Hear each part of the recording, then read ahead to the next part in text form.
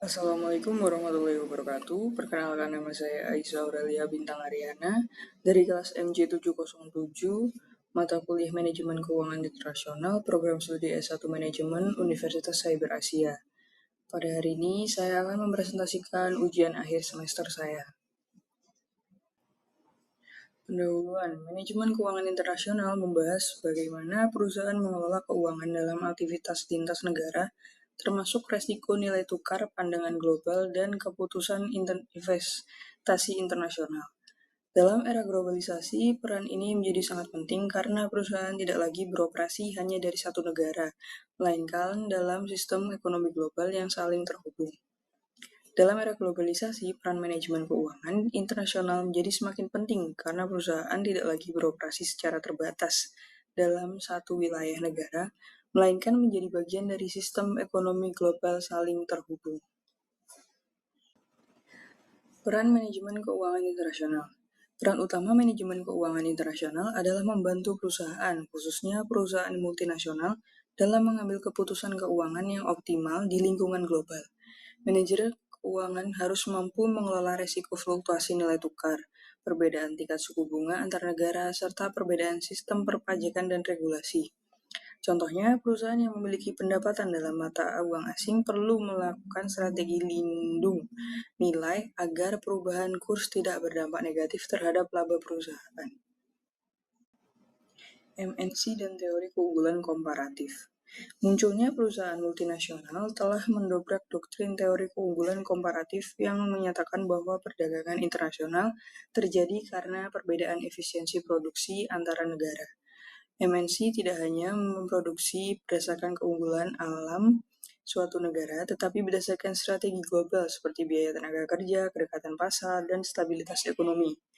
Contohnya, perusahaan elektronik memproduksi komponen di berbagai daerah berbeda, meskipun negara asalnya juga mampu memproduksi barang tersebut. Argumen menguat peran MNC. Perusahaan multinasional MNC Company memiliki kemampuan yang sangat besar dalam memindahkan model teknologi sumber daya manusia dan aktivitas produksi lintas negara sesuai dengan strategi global perusahaan. MNC dapat memilih lokasi produksi berdasarkan biaya tenaga kerja yang lebih rendah, insentif pajak, dan stabilitas politik atau kedekatan dengan pasar konsumen, meskipun negara tersebut tidak memiliki keunggulan komparatif alam secara resmi. Akibat dalam praktik ekonomi modern, teori keunggulan komparatif menjadi kurang relevan karena perdagangan internasional lebih dipengaruhi oleh strategi dan kepentingan perusahaan multinasional daripada perbedaan sumber daya antar negara. Proses ekspansi bisnis internasional. Ekspansi bisnis ke mancanegara umumnya diawali dengan ekspor, kemudian berkembang menjadi kerja sama seperti lisensi atau joint venture, sehingga akhirnya investasi berlangsung atau Foreign Direct Investment (FDI). Setiap tahap menunjukkan peningkatan keterlibatan dan risiko, namun juga memberikan peluang keuntungan yang lebih besar bagi perusahaan. Contoh, perusahaan makanan lokal mulai ekspor lalu membuka pabrik di negara tujuan. Selanjutnya, sistem kurs ngambang terkendali. Dalam sistem kurs mengambang terkendali, nilai tukar uang ditentukan oleh mekanisme pasar, tetapi pemerintah tetap melakukan intervensi bila terjadi fluktuasi yang berlebihan.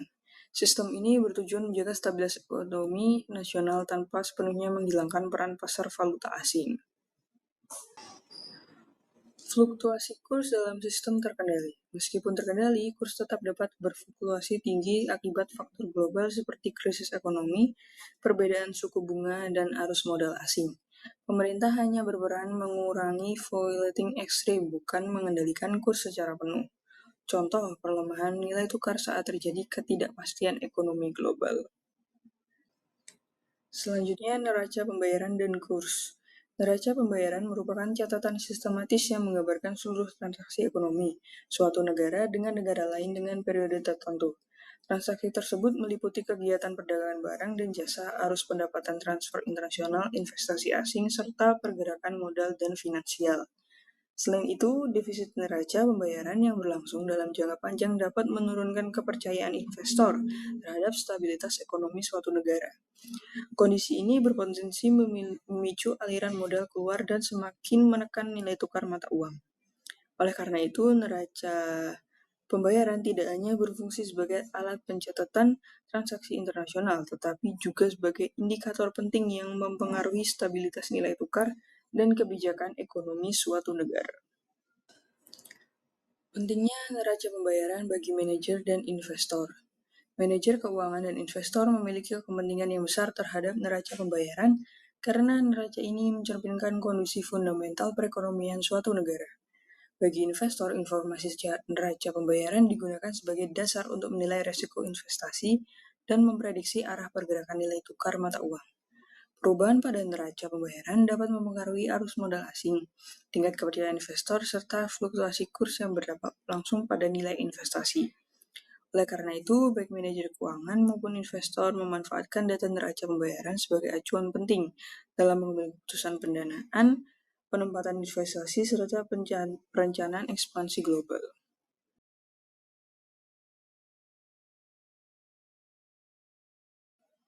Sekian presentasi dari saya. Apabila ada terdapat kekurangan dan kesalahan dalam penyebutan, mohon maaf. Wassalamualaikum warahmatullahi wabarakatuh.